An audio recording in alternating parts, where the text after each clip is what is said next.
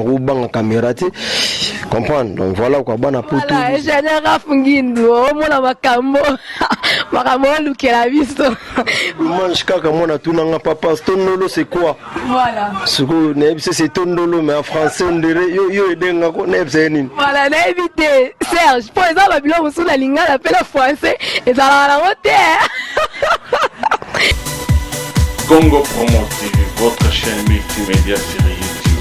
Restez branchés. Voilà, très heureuse de vous savoir, très nombreux déjà dans votre site préféré congopromo.net, en tout cas déjà pour suivre votre émission préférée News des Kin, présentée par moi Betty Masengu. Déjà je suis là pour vous tenir compagnie, pour vous donner de nouvelles, de news de vos artistes musiciens, de vos artistes comédiens en tout cas. Déjà salutations à vous tous, hein. Donc vous qui aimez bien cette émission News des Kin avec Betty Masengu, déjà je vous aime beaucoup et je vous embrasse tous. Déjà merci beaucoup à celui qu'on appelle Serge Gino, donc déjà derrière la caméra, merci à vous et bonjour déjà à vous, parce que c'est déjà l'émission qui commence, hein, News des Kin avec Betty Masengu. Salutations à Papa Dave, bisous à vous, salutations aussi à l'ingénieur Rafungindu depuis les États-Unis et déjà Christian, coucou à toi aussi. Et déjà, merci beaucoup à vous tous. Comme vous le savez, News des Kin, émission Nabino, au Bolingaka chaque fois, Bolandarango, à temps réel, na congopromo.net.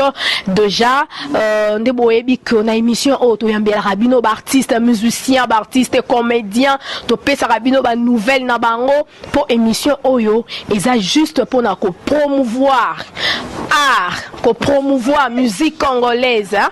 Et en général, pourquoi pas déjà bande konyo so bozolanda biso, bande konyo so bolingaka News des Kin na congopromo.net, hein. Betty Masengu azanaka pona ko sala bino plaisir, pour leur pesa bino ba nouvelle ko ebisa bino ba makamuka ko bino bolingaka ya boyeba pona musique congolaise, ba artiste na bino, musicien, comédien, pourquoi pas sur la politique en air de Congo. Déjà aujourd'hui internautes nyonso bozolanda biso bana poto, bana Kinshasa, bana partout, lelo Toyambeli Bino, un grand artiste musicien, lui il est animateur, donc autrement dit atalaku nena kala to mando yeba, mais lelo ba animateur po bango ne ba boujaka, bango ne ba bini sarabiso, ba bini sarabino bana poto. Donc lui il s'appelle au nom de Trésor Ndinga, il est animateur dans le groupe de Kofi Olomide Mopao Mokonzi, marché central autopécie. Bonne année bisika zalipo News des Kin et Landamaranango à temps réel partout sur Kotigarana Congo promo.net. Au monde déjà émission na yo lundi ango.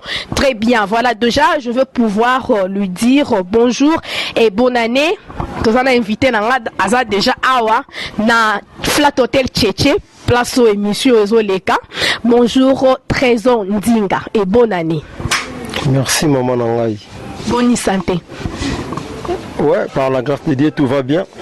Avant bandana nous remercie quoi d'accouraman les jeunes patos parce que grâce na Indi Trésor Ndinga le Congo Poto Zolanda.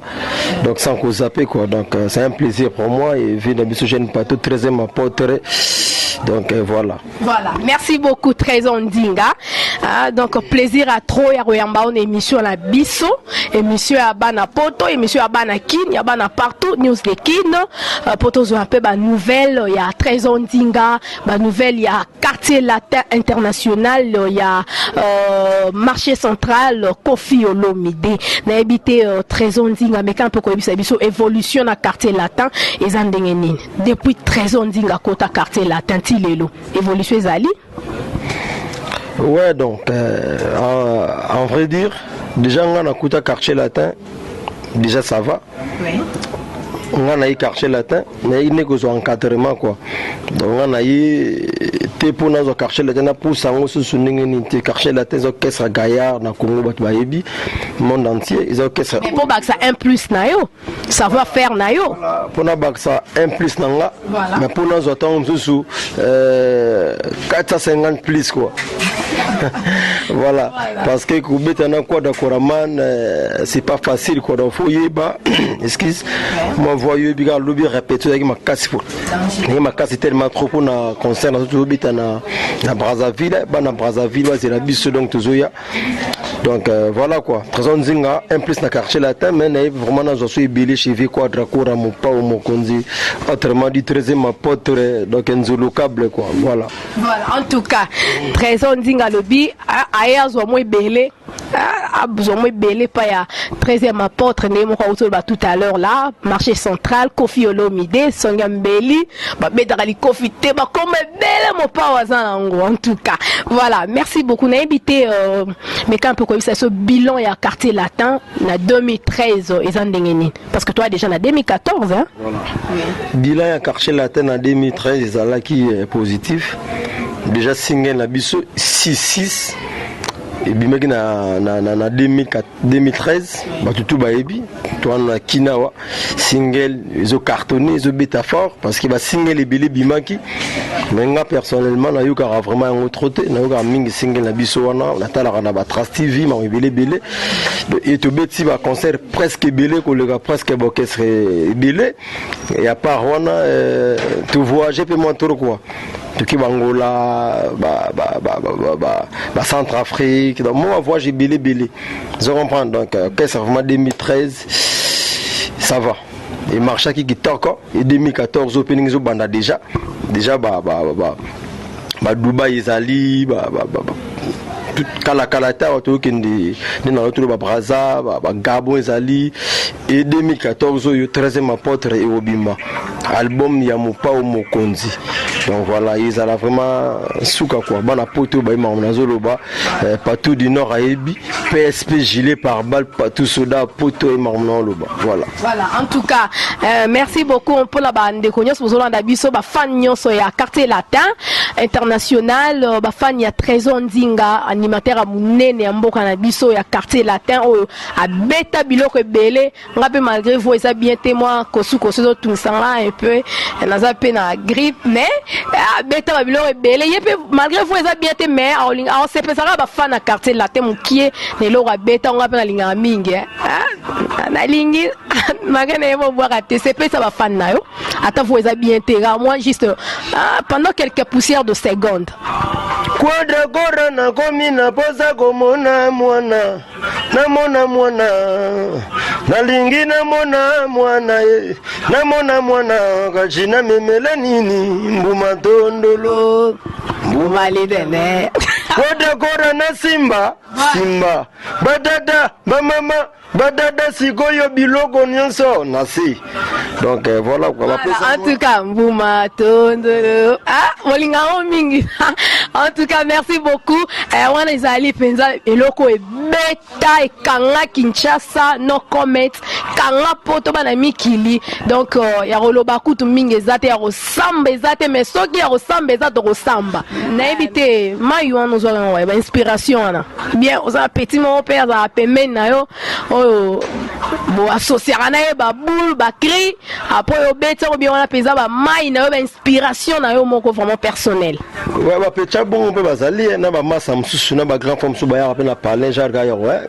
na yo ayo ka bango mais ngai tala ka premier album na ngana sala na vie za Abracadabra na bana pe mo musique kala siko yo cri wana ko da kura na mona ngana za résident na Bruxelles nakendaka na yaka sala soki mwana na tikaki ekoto wana tant mwana botamaki après 3 mois ngana yakini tant na yakini sali 2 ans moni pasi wana ni etindaki ngana sala kriki Quadra Kora na mwana yango moni nadia ko mona vite fait olelega mwana yo do ozonga ka mona ekara olelie siko na cri nelega so na cri ya ona bimeleki mbuma tondolo na mbuma lidame comprendre. On n'a pas lié Kango, Bouma Tondolo, Kuna na Mikili. Est-ce que va lier à Tondolo? Na Bouma Lidame. Dommage kaka mona tunanga papa Tondolo c'est quoi? Voilà. C'est Tondolo mais en français on dirait yo edenga ko nebse nini. Voilà, na évité Serge, pour exemple la bilo musu na linga l'appelle français et ça la rote. Voilà, et général Fungindo, mon makambo. Makambo lukela biso. Voilà, en tout cas, merci beaucoup d'inspiration vraiment pour la bêtise exatée. Hein? Bêtise exatée vraiment. On a bêtise exatée. Tout na boka na brakadabra za na krimo teza jata na boka ko bakili kwa bankolo. Tu ba yebi nkolo. Voilà, merci beaucoup en tout cas. Toza Tojali pe Tojalaka toujours. Donc Banakin Banapoto. Tozo continuer na Trésor Ndinga, animateur wa Sepeli Sarabino na kata quartier latin. Et pas ya Kofi Olomide mo pa mo kondi 13e apôtre. Na habité album ozo lobby sabana kin Banapoto. Trésor Ndinga, mais quand un peu kobete la solo. Quartier latin za na studio ou comment? Ouais, toi na studio.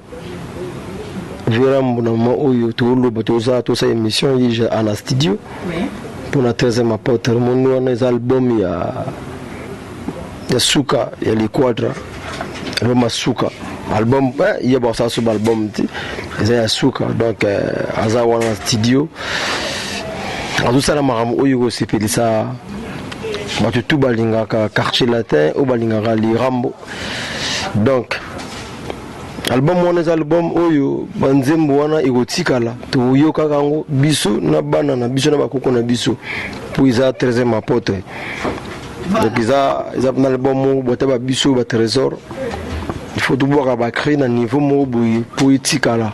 Voilà, en tout cas, 13e apôtre album ya Yemoko Mopa ou Mokondinegara animateur na le album Nyasuka. Donc album Nyasuka mais n'habité Trésor Ndinga à Bombeli ba fan na nini ba fan ya quartier latin na 4 album on a 13e apôtre ba crinine au Bombeli bango oyo ko bouger le sous monde entier. Bon na lobaki turo ba créer oyo na obete na 13e apôtre na oboka ngoti na ba émission parce que toujours yebana ti moni zoyiba trop donc voilà moni ngana na côté moi turu kaka na moni 4 oyo bien et salinga pe bien na moni ndiko na ngai artiste voilà Joka F donc yaza leader oyo non qu'est-ce que na mama zalaki déjà azalaka déjà leader to tomba zala bango tout on a dans monde na musique déjà Joka F nanganza wana yaza déjà leader mais zo mieux bati mais salinga bien yimo comprendre que azalaka leader déjà donc voilà et salinga plaisir au monde yé donc maintenant c'est ngai dans l'album on ressent la boire quand ngai et ça a plaisir en tout cas et ça peut bien mon pays pour boire à moi crimo kuna pe et c'est pelisa pe bah balinga musique congolaise yaza ndeko mais ce que l'idée déjà on a besoin na Congo ils ont qui va comprendre ou on a comprendre avant et ça pour on a boire un album na nebiga sur la rapide bien à Virambo les quadra donc ça n'a pas problème te voilà mais obi moi yo boire ba crier ça te peut ba oyiba trop mais mingi Trésor Ndinga trop libanda trop poto ezaniga kimukanda bien niniga bon on a trop poto te ngana ko trop ndi kinde mwe ngana na trop kini tara na para 2 ans no lela ki omona mwana mais poto ben to kene na sali kaka na sali un mois vous allez un mois dans un sous musala donc poto za kinaza na sala kuna mais musala za awa et musala za papa za maman donc on a za na kini awa donc voilà ko munki nazobeta beta batour ezate que yo zona ninga parler za kaka subitement tout kutani tout ça l'émission et tant qu'artiste na robanga caméra te comprendre donc voilà quoi bana poto bo c'est la 13e apôtre album na bino bon c'est là parce que les quadres ko c'est Sabino makasi na profiter pena pesa déjà ba dédicace na ngai pour ndire toroti que le temps on est au pesa ba dédicace mais na lingi o meka pour pesa ba nouvelle ba news ya quartier latin obiki bo na studio mo pa o mokonzo bon ça 13e apôtre mais à part on a programme nini bozana on a 2014 est-ce que ba concert ou tout bon tout à l'heure bozana concert mo bozo beta mais à part wana est-ce que ba concert populaire ezali oh bozo préparé à part album il y a Koffi Olomide 13e apôtre et l'oroni nango ana lisusu o bobongi sinon agenda na bino année 2014 et ndengene rapidement je vous laisse le temps. Voilà donc tout à l'heure on a entendu ça OK. Toujours qui déjà Brazzaville, hein? Tout qui est Brazzaville, tout le 31 janvier et tout les sous le 1er février et après tout y est tout qui Gabon et après Gabon tout qui est Dubaï donc la production c'est belé et na kini awa tona ba concert na biso ndenge za la kaka mais ceux qui vraiment tout calé ba date comme ça yo binga na muta média tout les cas on comprend donc non binga ta beti sans problème.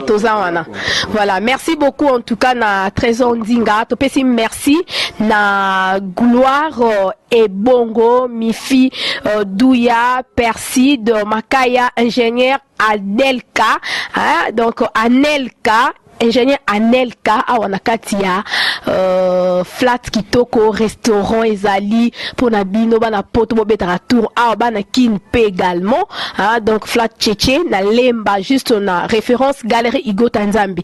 Voilà, merci beaucoup toko moko ma déjà na suka na yo poto kabwana pour na lelo na émission na biso ya lelo news de kin peut-être nouvelle asuka ou la salutation ou peut-être ozana liloba particulier bongisa qui pour adresser na public o ezolanda yo et belé à public ou bazolanda yo balingara quartier latin. Voilà, je vous en prie et je vous laisse le micro. Ouais, ma fanatique tout y a quartier latin to balingara la bonne musique to balingara quoi d'Akoraman to balingara Trésor Nzinga bo c'est plananga le sur ma casse na 13e apôtre. Bon comprendre qu'il n'y a pas de pour bosser donc on s'appelle Sabino nous gars tout s'appelle Sabino na bracadabra nous s'appelle na plan na biso ya serre na biso sindi le cœur honorable et ndenge beaucoup s'appelle là donc non peut ça ba moté na bana tout ya Bruxelles vient nga o Lumumba Chiro Chamala vient biso Rocco Martini. C'est pelika pour cette fois-ci au Koti Marambongo, Petit Nayo, Nazonga Kitaka et Jula de Luxembourg, Bijou Embi, Zizele Mozizo, Masalangani, Medol Stétique, Ige Moyaba, Tinena Paris, Namona Jinore Mondele, Nzambe, ya forme, Venanga Chirika, sa Yoyebi. Voilà. Badoua vide. Je pense va vider, hein. Basé Belé. Bon, on a 13e apôtre. Okay. Voilà, merci beaucoup. Merci. Les brevetés qui sont non tendancieux Salomon Bouangi Bacheri Balinga Bongo Glodine Temo. Donc voilà. Voilà, merci beaucoup Trésor Ndinga. En tout cas, on a Isaki, animateur à Mounene, à Quartier Latin, à boire à Bakri et Belé, c'est Péli Sabino, fan, il y a Quartier Latin, partout dans le monde. Merci beaucoup, tous les gens, Pessi programme, news, il y a Quartier Latin, à Koffi Olomide, c'est la 13e apôtre, bientôt Zobima, donc vraiment monde entier Mobimba. Merci beaucoup à celui qu'on appelle l'ingénieur Afungindou depuis les États-Unis. En tout cas, à Bolandarara, émission News de Kin avec Betty Masengu, na congopromo.net.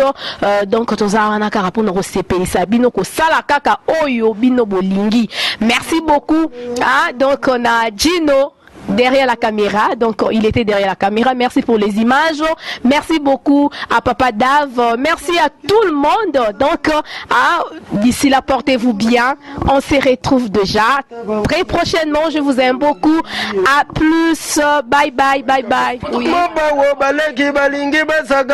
Le jeune pato bape mate baninganate Trésor Nzinga na beta bango na priza bazombi Yulu matondo beta bango na priza bazombi Yeren Mokabila touche bango na priza bazombi. Vous comprenez? Donc voilà quoi, il a parlé de la bossanité Fiston Kenga prêtre maramba voiture italienne qu'on a Paris voilà.